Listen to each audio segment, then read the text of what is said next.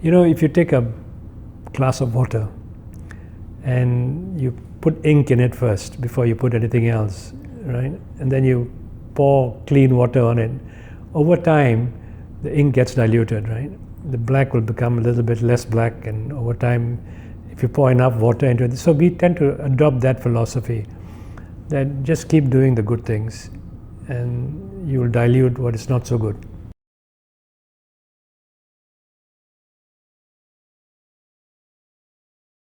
So you have to come in with the mind of not one is better than the other, that you know better than them, that they will be better with us. So you cannot approach it with that mindset, because then you will be trying to convince others why we are better than you and why you should be with us, right? I think the mindset should be that we are here together, that together we will be better. We'll be much better than where we are. And you have to paint that. You have to explain why is that, that together we'll be better. But not to have this comparative mindset as what you have, what we don't have, and so on and so forth, because there's a never-ending arguments, right?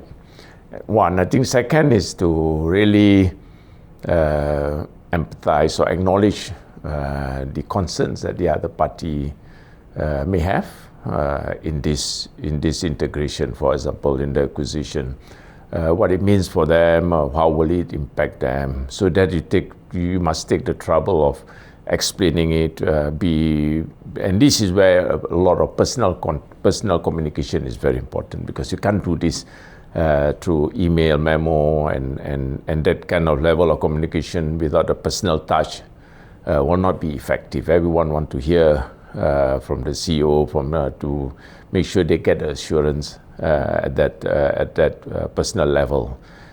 So you need to take that into account, and that's where really the personal communication make a big difference, because people want to know. And this is especially important because you do not know them before, right? They only came through the acquisition. So you need to be available, you need to be right there, communicating with every individual, to give them the equal attention. Of course, you have to be mindful of your existing staff as well, because you do not want to be seen to be favoring one side and not the other, right? So you have to make sure you balance that as well, mindful that changes that you may have to make at the end of the integration will affect both the new entity as well as the existing team in the organization. So you have to, in that way, you first have to kind of also know what is the end state that you have in mind, because then your communication will also take into account the end state that you have for the unified entity, how it will impact individuals within the organization. And you got to be, in your communication, take that into account, so that you kind of also work the ground to prepare for changes that will come. Right? So in a way, it will not be a total surprise, but there is a kind of expectation that certain things will change, so that by the time the change has to happen, it will be more natural.